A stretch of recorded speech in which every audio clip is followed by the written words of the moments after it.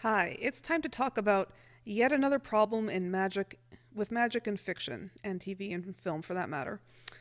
Okay, so that is, if everyone in the world can do magic, if everyone can do it, then it's no longer special or unique, and it sort of becomes like driving a car or baking cookies. It's like if you want to learn how to do it, there's no reason why you wouldn't want to. It's very useful. I mean, there's no reason why you wouldn't want to do it. So, it doesn't really, for me, it doesn't work in fiction to just say, oh, they don't feel like learning it. That's not good enough. There needs to be some other limit set as to why only a few people can do it. But then, of course, you run into another problem, and this is the classic dilemma with this, and that is if your hero is like one of the few, one of the 1%, then it's hard to stay sympathetic because how are they really an underdog if they've got special abilities? What you have to do in that case is have an enemy that's also got the power or has some kind of counter power that's just as powerful. That's if you want tension in the story and high stakes the whole way through. Yeah, so in my series, I definitely have the enemies are extremely overpowered in not the same way the heroes are. They don't have the 1%. It's more like there are trillions of enemies and they all have super advanced technology and they own everything in the known universe.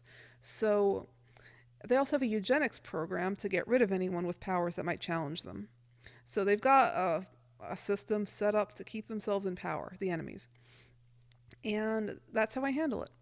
And on a related topic to that, rare power is explained as being hereditary, which sort of implies a superior master race, which is a little creepy.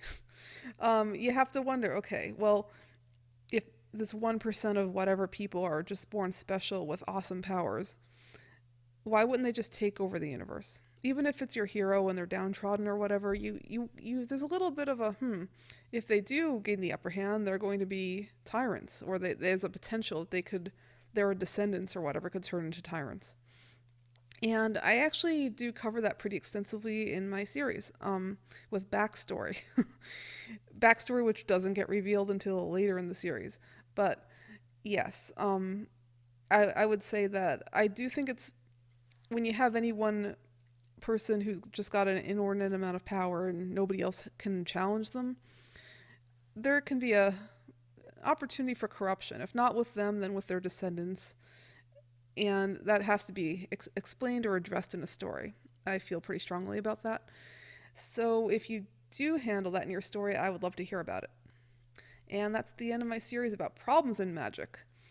But I will soon be covering other topics about magic and fiction.